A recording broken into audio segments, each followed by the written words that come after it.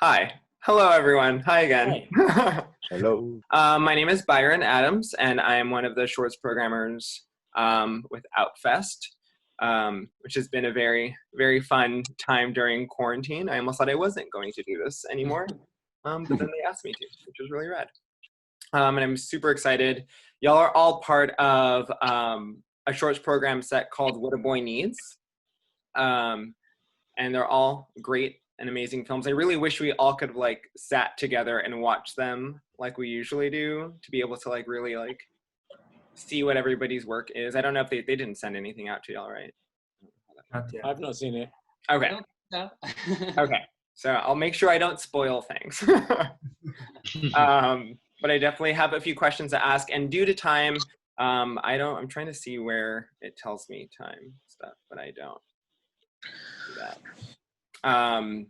So because of time, we only have about 40 minutes, so I want to make sure that we are able to get at least one, hopefully two questions with everyone, with every film. And if there's more time, we can definitely jump back. The way that this is going to work, they're gonna edit stuff, so they'll probably cut out all of us saying hi to each other and probably some of me introducing myself. But yeah, thank you again all for joining. We're super, super excited to have you be part of Outfest 2020 in this virtual first time ever during, a global pandemic festival. And we feel very fortunate to be able to continue to do this festival during this time, and that people are going to have access to see them. First, we have Dick Appointment. So if you wanted to introduce yourself and your cast and crew. Sure. So my name is Mike Roma. I'm the writer, director, and editor of The Dick Appointment. And with me are Patrick and Colin, who are the stars of the short. Yeah. Hi, I'm Patrick Riley. Nice to meet you all virtually.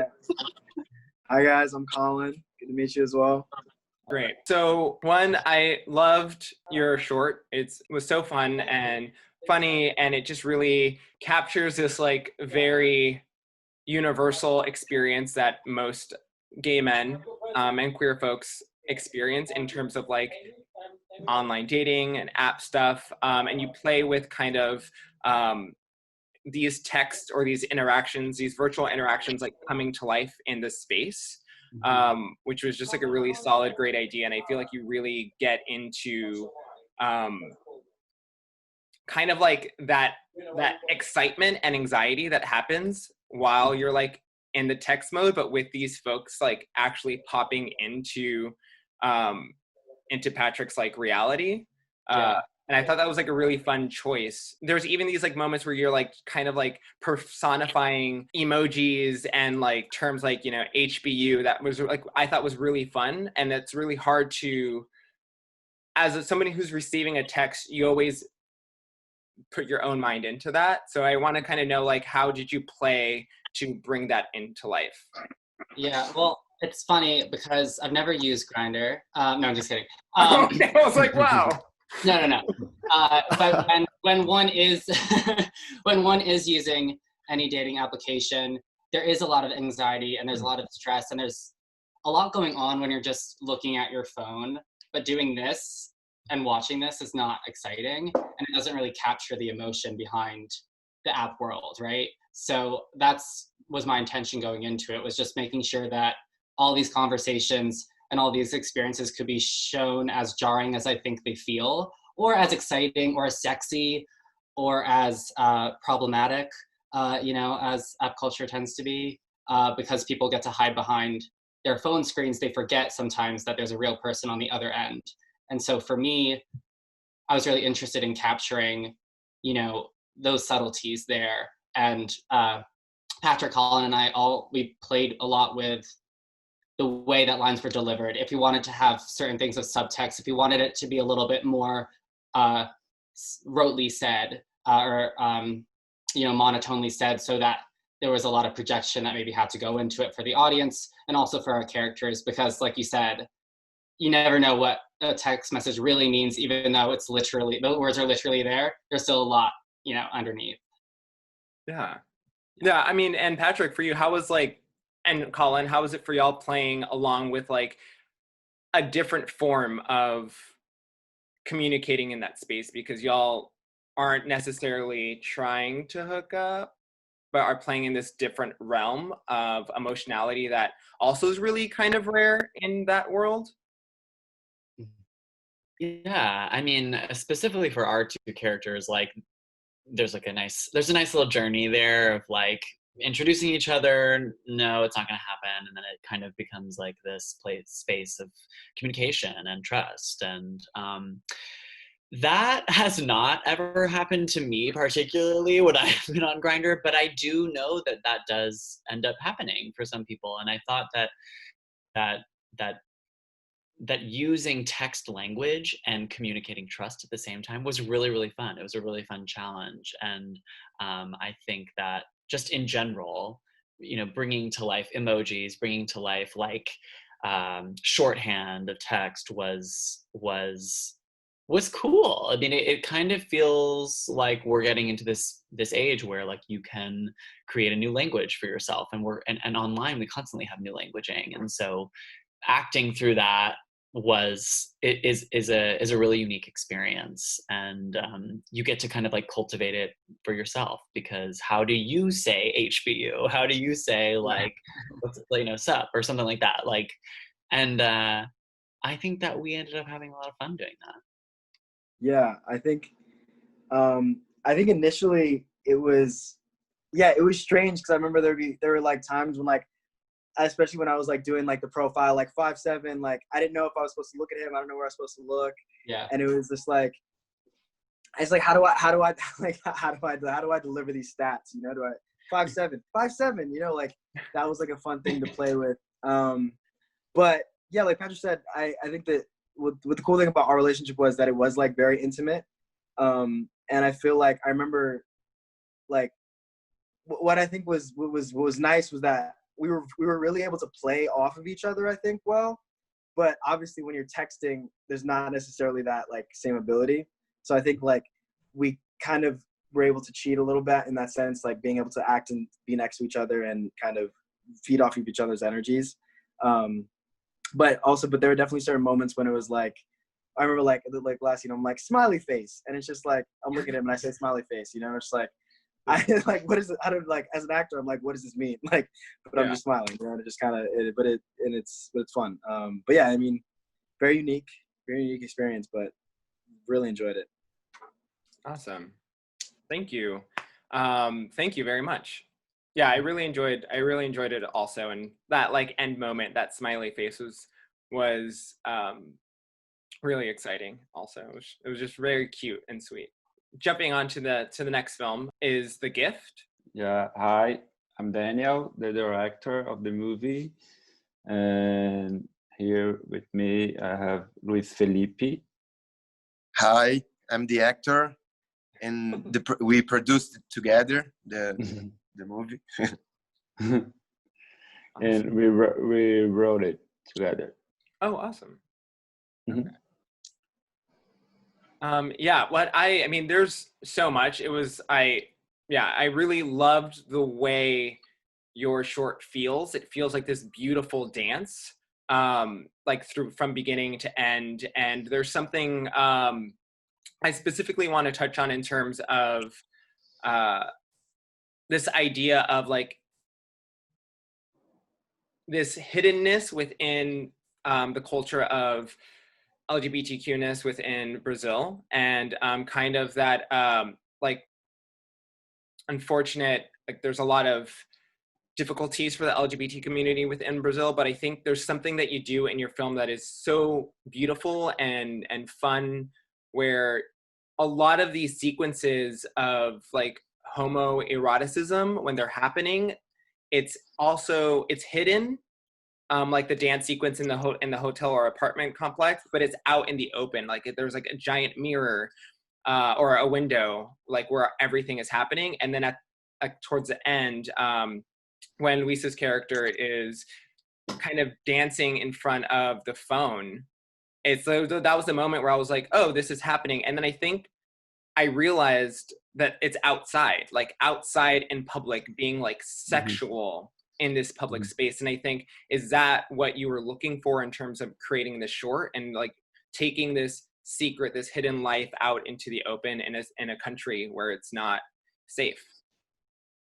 Mm-hmm. Yeah,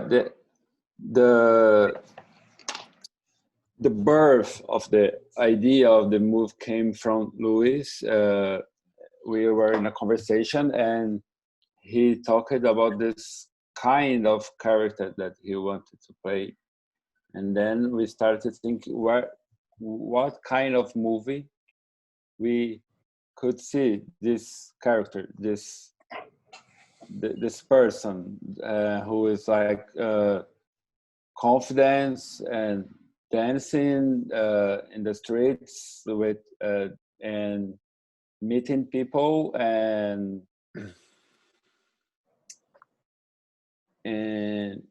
a lot of people talk about this we don't see we cannot know much more about this character, this Zeka personality, but Yeah.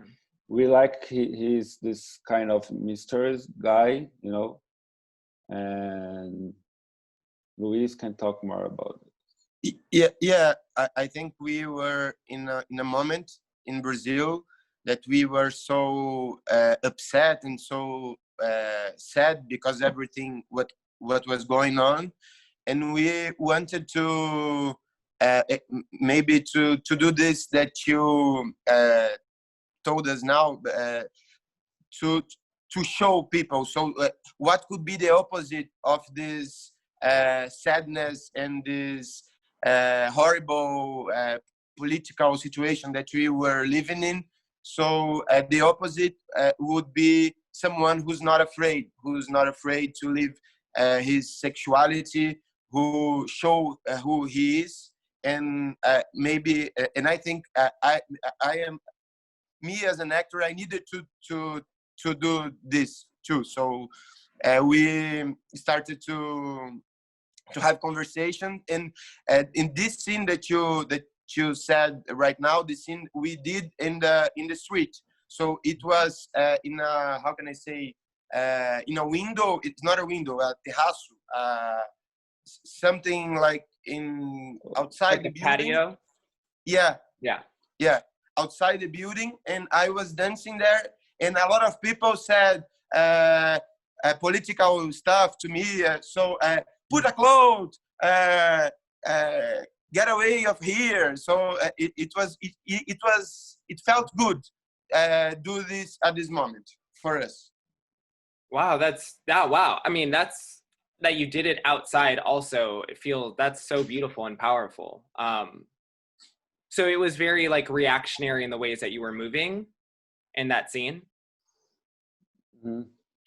Like you were moving in that scene kind of just like with what was happening outside with people Yes. talking to you.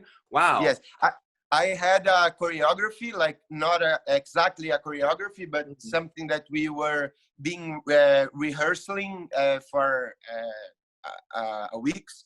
So I had this choreography, but I was joking with the people and everything that was there. And also I was a little bit shy, and then I wanted to do the opposite. So that's how the scene went. And we actually had a problem with the camera as well, so we had to do it quickly, and I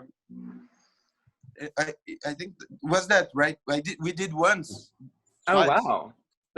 wow. That's amazing. Yeah, your film is stunning, and it's beautiful, and it's, again, it very like I feel the sexuality coming through in a very like liberating way. So thank you. We're so excited that it's part of this. All right. Thank you. Yeah. We are very happy to be part of. We are very happy to be here. Thank you. It's important for us. Thank you. Yeah. All right. So next, I'm gonna go to Buck. Hi, I'm Elegance Braddon. I'm the co-writer and co-director of Buck.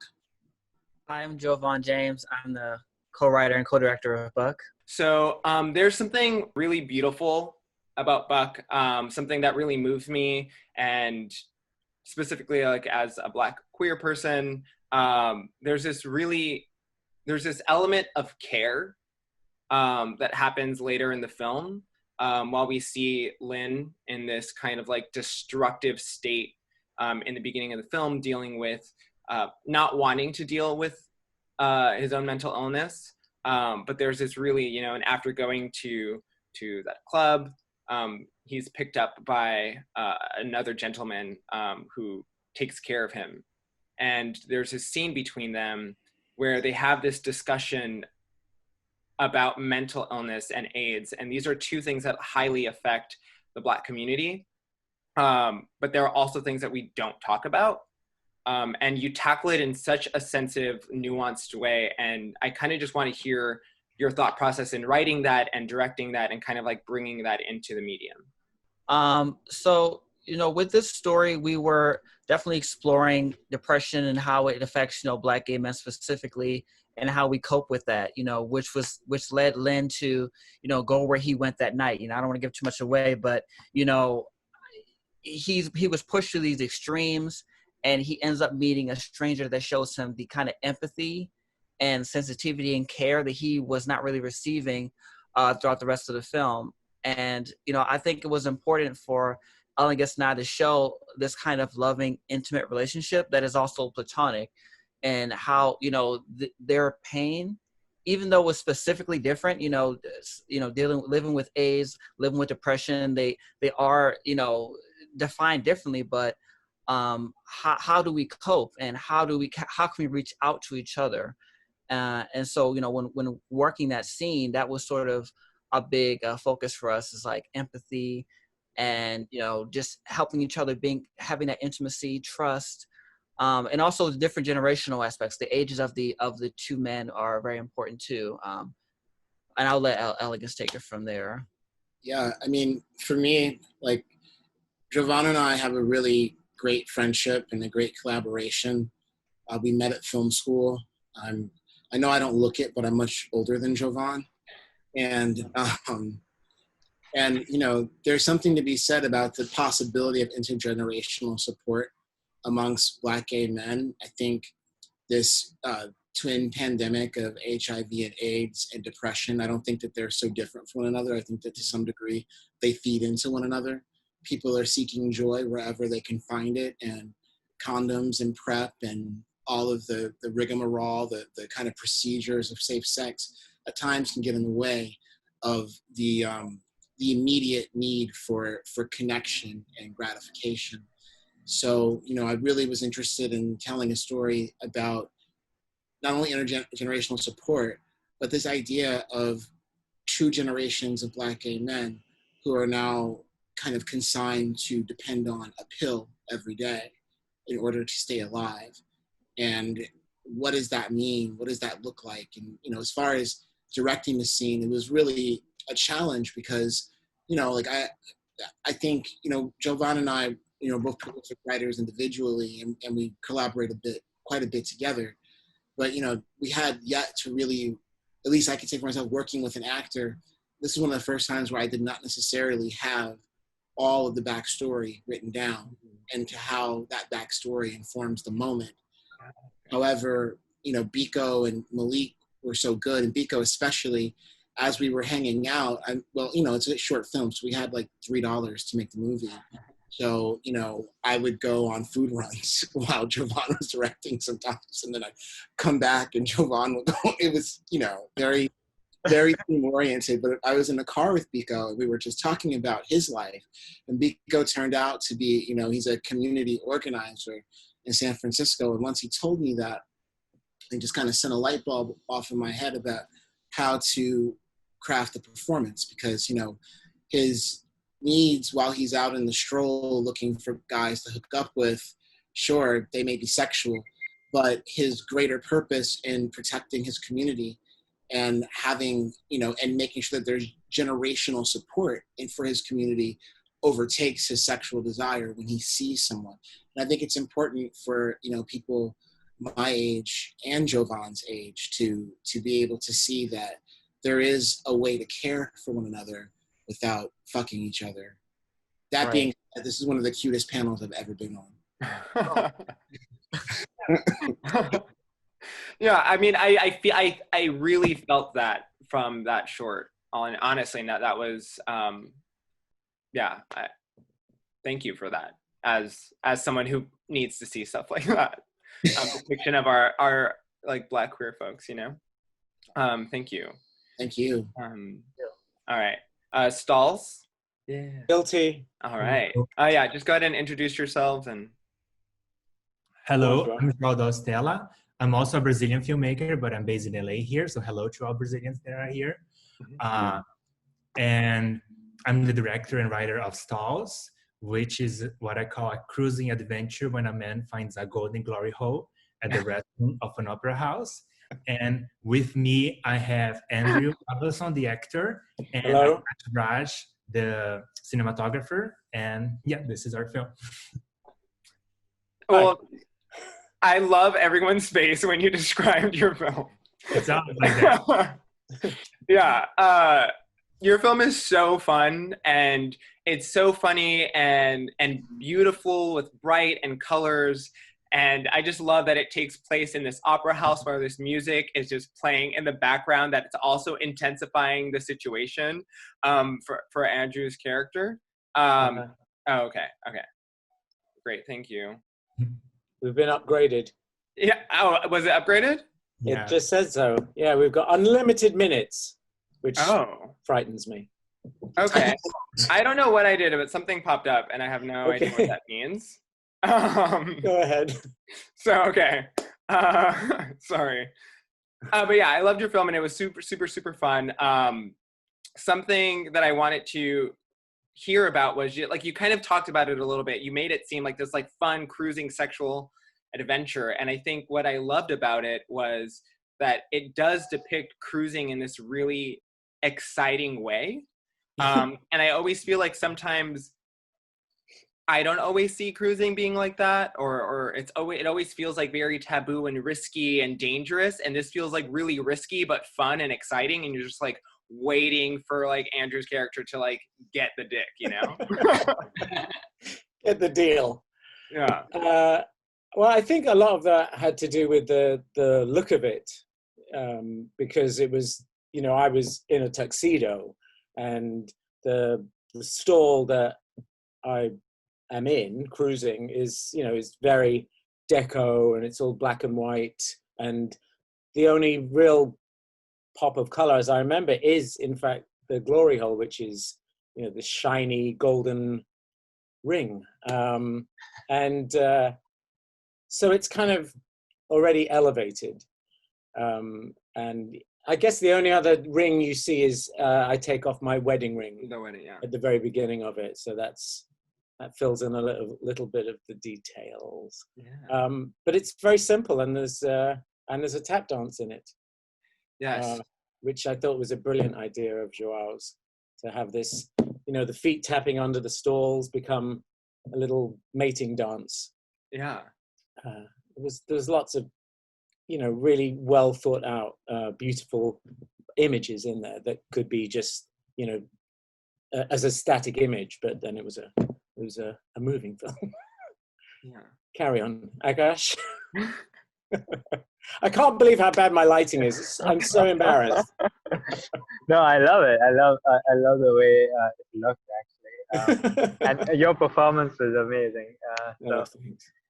Yeah.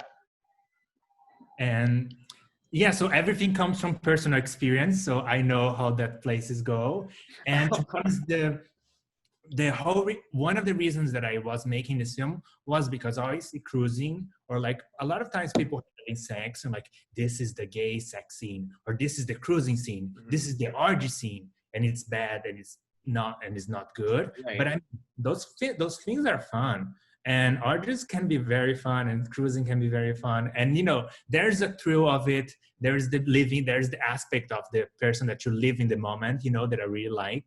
It's like you forget everything else, everything else that you have in your life, just to live on that very primal moment and get a dick, I would say. And it's just like really fun. And I really wanted to make a celebration of cruising, because I don't think I ever saw something like that before as well. Yeah, no, and I it's so much fun, and that tap dancing sequence, it's so flawlessly edited. I was almost just like, did y'all stage that bathroom? Like, did Yeah. you build a Yeah. bathroom? Yeah. Oh It my was a god, set. that's so cool. No, Yeah, it was half in a set. What Yeah. is inside is a set, is a stall, and the other half, it's a theater bathroom in San Pedro where Madonna shot her Immaculate Collection photo shoot there. So it was sacred ground for me as It well. was. You reminded us all the time. So when I saw that location, I was like, "There's no way I'm doing that in another place." And yeah, for me, it was really special. It was really fun film to shoot and everything out of order. And we shot on film as well. So we shot on 35. That was, yeah, it's beautiful. me and Akash, I think it was important to have that very stylized look. Yeah, it's beautiful to look at. It's very fun to watch. Yeah, thank you. I had a blast filming it. It was really, really fun. Just because I was sitting down most of the time as well. Yeah, you are. So Yeah. it's easy. No, but everyone was great. I mean, it's kind of like, it's almost like The Bachelor, because I don't want to give the ending away, but he gets what he wants, but he has, is it 3 different people? I think it's 3, yeah. Yeah, 3 different potential little encounters. Mates, yes. Yeah. It's not that easy. It's not that easy. It's not. Even when you write it for yourself. Yeah. All right. Thank you. So next is Of Hearts and Castle. Hi, I am Ruben Navarro. I'm the writer and director of Hearts and Castles. I'm from Spain, but I live in LA. I'm based here. And I'm here with Jonathan and Luis, who are the cast. Hi, thank you. Welcome. Your film is absolutely so tender and sweet and beautiful. And it's one of those things where, as well as just like looking at, the cast that you have, that it also just feels like very LA real. Like you even, shoot at or outside of Akbar, which is just like my home, which is like my favorite. But I think there's just like this, like just everyday people, like this very universal story, and you chose like just like very beautiful people who are outside of what we normally see in these types of stories. And I'm curious to know if that was like a specific choice that you wanted to make, or what was that idea in terms of like casting? Well, I wanted to make like a story with real people, if that makes any sense. Which basically is like real people. When I say real people, I mean people that people can connect with.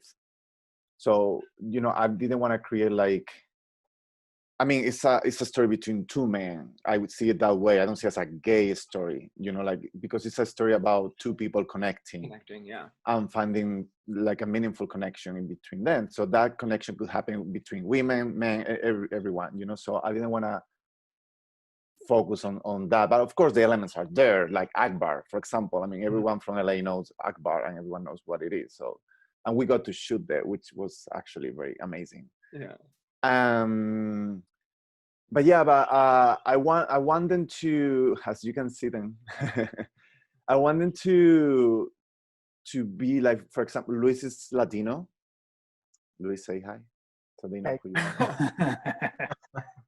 And Jonathan is Black. So for me, it was very important to have that, because I feel also I wanted to show that it doesn't matter also where you're from, how do you look or anything. Like the connection happens anyway, and that's how and also I'm Hispanic and Latino, and actually I find that my culture is actually very similar to the Black culture as well, and I actually sometimes get along better with Black people than with white people. And I thought it was very interesting to navigate that with them as well. Yeah, I mean, the chemistry between the both of you, Luis and Jonathan, is so sweet. And so like, there's that moment where, there's that like the heart reveal, and you're like surprised, and there's just like this, like there's like this tenderness, and I was just so moved and touched. And it was this type of intimacy that I feel like, again, we don't get so much when it comes to like encounters. you know, like it's not important whether y'all see each other again or not, but in this one moment, like it's like you're in each other, you become intertwined with one another. And kind of like, how was it working and finding that between you two? You want me to go or you want to go? Yeah, I mean, you go for it. You go. So, you know, it wasn't that hard. Working with Luis, just in a general sense, he's so easy to work off of. But coming from the character standpoint, you know, it's one of those things that you were talking about, that universal story. You know, that's that thing that everybody can connect to, and in those moments of need, when you're down, you do look for people to connect to, and you it just happens at those very random moments. So it really wasn't that hard. It was definitely interesting because this was my first like project of me being myself on camera.